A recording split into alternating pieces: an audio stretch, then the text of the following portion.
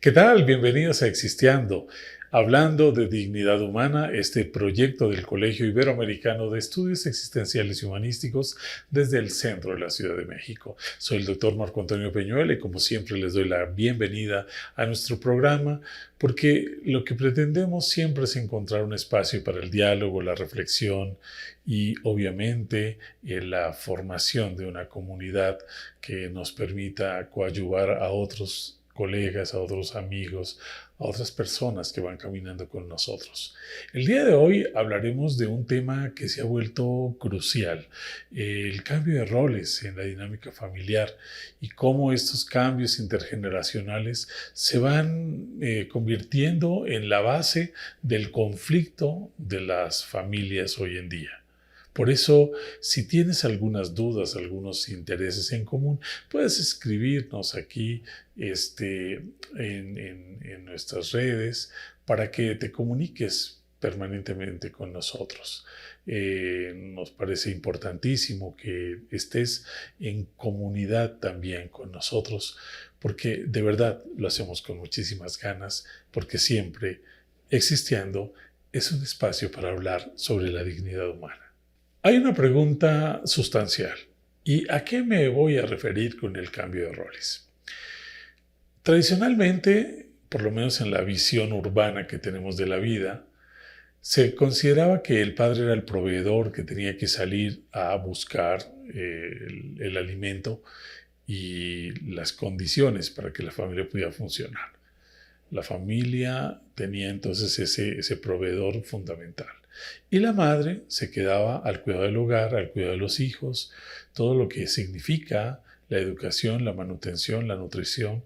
Y cuando el padre regresaba, pues había una comida preparada, caliente, en espera, obviamente, de que la familia se mantuviese unida.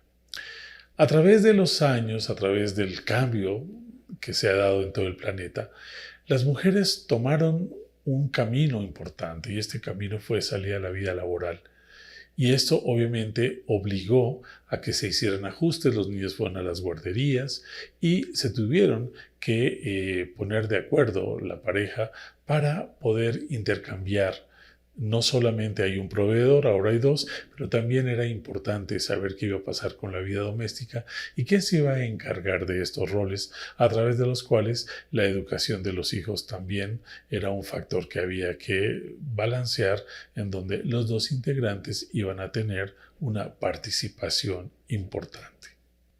Naturalmente, y con la mayor participación de las mujeres en la vida laboral, en la vida social, con un incremento significativo de mujeres en las aulas, tomando decisiones, creando espacios sociales, carreras, decidiendo a partir de la presencia de la pastilla anticonceptiva, cuántas de ellas iban o no a querer jugar el rol de tener hijos y de quedarse en casa a ayudar.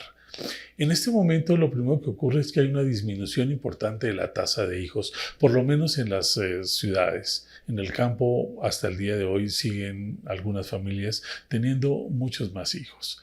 Una vez que esta familia decide que a lo mejor solo quiere tener 2 hijos, también hay un planteamiento de cómo se van a complementar estos roles. La mamá empieza entonces a también disponer de tiempo para ir a estudiar, para trabajar, para tener otra serie de cosas y se va tecnificando la casa. Entonces aparece una lavadora en donde cualesquiera de los miembros de la familia pueden meter la ropa, los padres pueden cocinar, llevar a los hijos a la escuela o a las guarderías mientras las madres están tomando otras decisiones.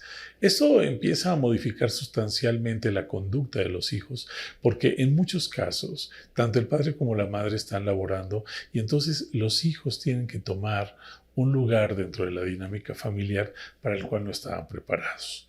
Los mayores van a cuidar a los mayores, a los menores, y se va a generar una serie de contradicciones de autoritarismo, de violencia, de negación a la autoridad de los hermanos, lo que va a desencadenar en conflictos de comunicación, en problemas muy serios de jerarquía, lo cual va a traer como consecuencia, por ejemplo, que los propios hijos en un momento dado pueden enfrentar a los padres y decirle: oye, ¿por qué llegaste hasta ahorita? Yo no soy el papá de mis hermanos y tengo 10 horas cuidándolos, ¿no? Y entonces los padres empiezan a dar una serie de explicaciones que antaño esto era verdaderamente imposible siquiera pensarlo. Obviamente, esta diferencia de la dinámica familiar enfrenta también a la propia pareja.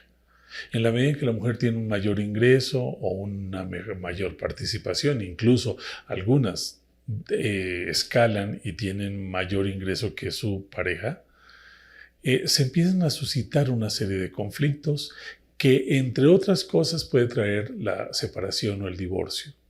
Y entonces el hijo mayor en muchos momentos, dinámicamente, sistémicamente hablando, ocupa el lugar del padre. Y entonces la madre hace una pareja con su hijo mayor, en donde ella sigue siendo el proveedor y el hijo sigue cuidando a los hermanos. Sin embargo, llega un momento en que el hijo tiene autoridad que antes no estaba editada y la puede enfrentar, y pueden tener conflictos muy serios, como cuando tenía ella una pareja. Y esto, pues obviamente genera muchos, pero muchos problemas, y algunos de estos hijos se quedan a vivir definitivamente con la madre, envejecen a su lado, no forman nuevos hogares, y entonces ellos empiezan a cuidar ahora a sus padres. ¿Por qué? Porque nunca se fueron del hogar y se va generando una importante deuda de gratitud. A través de estas transiciones intergeneracionales que se van dando, pues surgen muchos conflictos. Conflictos de liderazgo, conflictos de autoridad, conflictos de confianza, ¿no? En donde a veces la madre o el padre, ya divorciados, buscan nuevas parejas, y entonces empieza a haber una lucha por el poder. Los hijos se quieren quedar con la casa anterior donde vivieron todos, y a las nuevas parejas, ya sea de la madre o del padre, hay toda una circunstancia de reto. El hijo se comporta violento, descalificante, toma un rol que no le corresponde frente a la madre o al padre, el cual de alguna manera, por falta de claridad en su liderazgo, empieza entonces a dar justificaciones o a disgustarse, o lo que hace es que se va definitivamente con la otra pareja y deja este hogar en condiciones altamente vulnerables, porque entonces los hijos terminan siendo los líderes de la familia sin haber conquistado siquiera su madurez afectiva y relacional para hacerse cargo de esta tarea.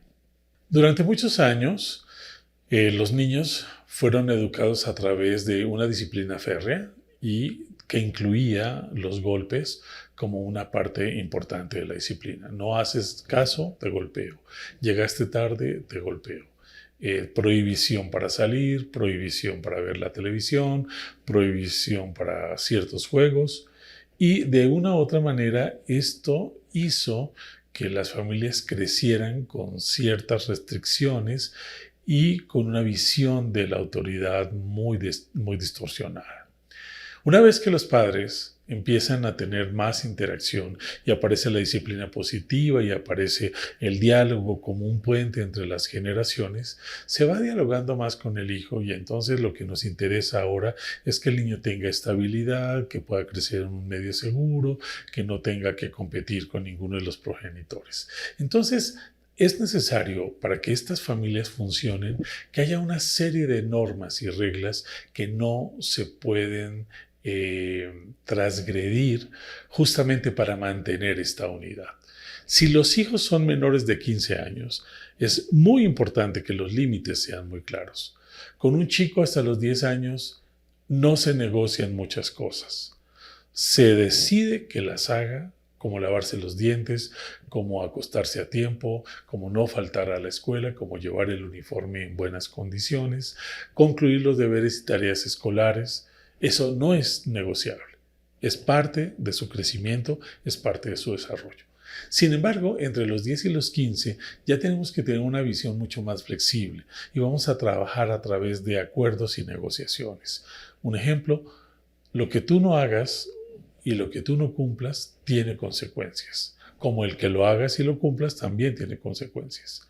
Si el padre y la madre son claros en estas reglas y en estas normas, el chico, el adolescente, el puber, ya sabe hasta dónde puede llegar y en dónde tiene que establecer ese límite puesto por él mismo para evitar que se convierta en una lucha de poder que termina desastroso. Entonces, el padre tiene que crecer con el hijo, no el hijo con el padre. A mis hijos de 2, 3, 5 años es lo que voy a acompañar, es lo que voy a pedir. Cuando mi hijo tenga 10 años voy a establecer un diálogo de compromiso mutuo y de cuidado mutuo. Pero cuando mi hijo ya tiene 15 años, que ya tiene mayor autonomía, tiene que tener conciencia de que si él no hace las cosas en las que acordamos, vamos a tener problemas y posiblemente incluso la salida del hogar porque está transgrediendo los principios fundamentales. El autocuidado, por lo mismo, va a ser la base de un buen desarrollo de la personalidad. No es solo lo que como, no es solo la higiene, no es solo mantener el espacio ordenado. También hay una higiene mental. ¿De qué me nutro? ¿Cómo me nutro? ¿Qué estoy esperando? ¿Por qué me cuesta tanto trabajo seguir las reglas, seguir las normas? Hay gran cantidad de estímulos externos, fundamentalmente a través de las redes, a través del internet, a través de los teléfonos inteligentes, en donde el adolescente tiene acceso a tanta información y los contenidos de las canciones y las letras son tan distorsionados que evidentemente esto promueve una serie de conductas disruptivas. Por ejemplo, las niñas, ¿no? Yo tuve la oportunidad de trabajar en el instituto con adolescentes embarazadas, chicas de 12, 13, 14, 15 años con un embarazo o con un segundo embarazo o algunas de ellas con 1 o 2 abortos en su historia reproductiva. Esto es sumamente delicado porque entonces no tengo por qué obedecer a mi familia y ya tengo 12 años o tengo 13 años y puedo quedarme por fuera de la casa y puedo llegar a la hora que se me antoje. Es muy importante que los límites no sean represivos. Los límites son acuerdos. Tú puedes llegar tarde, pero la consecuencia es que en 2 fines de semana no sales. Así sea Navidad, así sea tu cumpleaños, así sea la fiesta de tu prima para la que estuviste preparándote durante meses. Y el llanto, la pataleta, el grito, lo puedes hacer porque es tu manera de inconformarte, pero nada de eso va a cambiar mi decisión. Si desde pequeños, desde que el niño es pequeño, aprende a guardar sus juguetes, aprende a acostarse a las horas correctas, a dejar las cosas en su lugar, que no es mayor ciencia, cuando tenga 12, 13 o 14 años no vamos a tener conflicto, porque los hábitos disciplinarios son parte de la vida familiar. Pero si el padre no tiene estos hábitos y la madre tampoco, no podemos pretender que los chicos los desarrollen si no hay una imitación a través de la conducta de los adultos. Es muy importante que los límites sean muy sólidos. De lo contrario, es necesario acudir a algún diálogo con un profesional en el campo de la salud o incluso con un pedagogo porque afecta también su dinámica de aprendizaje y no dejarlo solamente como es que así son, es que esa es la edad, es que así son los adolescentes. Eso no es verdad. El adolescente justamente está en formación, razón por la cual necesita de claridad, necesita presencia, necesita diálogo, necesita límites concretos y un profundo respeto también a su individualidad. Hay papás que quieren que el hijo haga lo que ellos deciden, pero no le preguntan si él quiere o no participar de esa manera. Como nos damos cuenta, de repente los hijos no saben a quién seguir. El papá dice una cosa y la mamá dice otra, y en un barco no pueden haber 2 capitanes o en una orquesta 2 directores porque cada parte de la orquesta va a tocar a su ritmo. Si hay un diálogo interno con los padres y hay una escucha activa, porque el problema está no en hablar, no en comunicar, sino en la escucha activa. ¿Qué es exactamente lo que yo dije, no lo que tú entendiste o lo que tú interpretaste? Esta unidad congruente nos va a permitir hacer un frente común para que los hijos vean que ya sea contigo o conmigo el resultado va a ser muy parecido, porque tenemos acuerdos claros. Cuando el hijo toma el lugar del padre, y en muchas ocasiones la falta de madurez y la falta de crecimiento de la madre hace que el hijo la defienda y se convierte en su protector.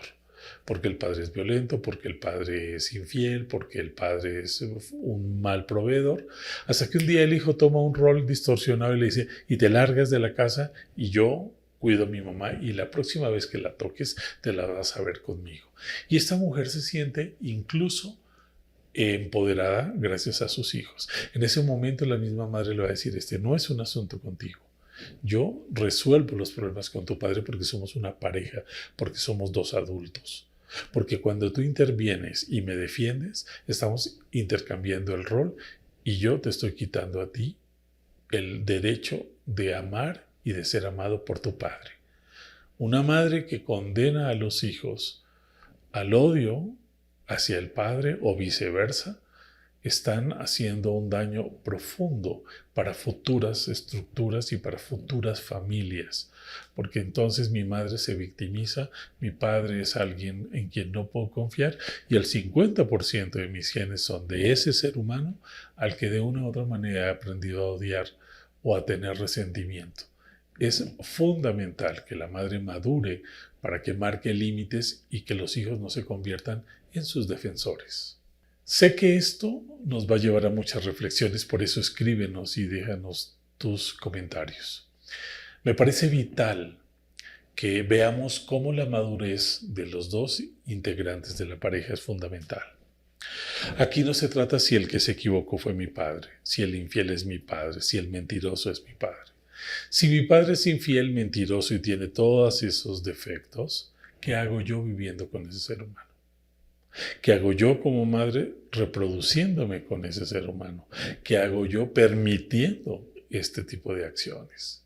Obviamente, si no tengo una estabilidad económica, en muchos momentos esta codependencia es la que me hace quedarme sin darme cuenta el daño que estoy ocasionando en mis hijos, porque están creciendo resentidos, están creciendo enojados, con sobrepeso, con algunas adicciones, porque no quieren estar en un lugar en donde no ven amor y sí ven violencia. El diálogo, la búsqueda de apoyo en caso de que necesitemos orientación, el buscar profesionales que se dediquen a orientar estos procesos, mi propio crecimiento personal, el respeto por mí mismo, son ingredientes fundamentales para que cuando mi hijo pretenda tomar un rol que no le corresponde, yo lo baje amorosamente y le diga, no necesito esto. Y además ya estás en edad de que construyas tu propio mundo. Ya no tienes edad para permanecer en esta casa. Ya tienes 24, 25 años, ya tienes una profesión, es el momento de que organices tu vida. Salir de casa solo porque nos casamos no es una solución. Los hombres que vivimos solos un tiempo aprendimos a cuidar nuestras casas, nuestra economía y podemos ser familias y parejas mucho más funcionales. Igualmente ocurre con las mujeres. Porque de aquí no te vas hasta el día que te cases. Y mientras tanto, ¿qué hago a los 24, 25, 26 años en mi casa? Me vuelvo un parásito y no permito el desarrollo de las siguientes fases de mis padres. Espero que tengamos mucho que opinar a este respecto y como siempre los esperamos la próxima semana aquí en Existiendo, hablando de dignidad humana, este proyecto del Colegio Iberoamericano de Estudios Existenciales y Humanísticos, donde tú eres el gran motivo para venir y encontrarnos cada 8 días. Hasta pronto.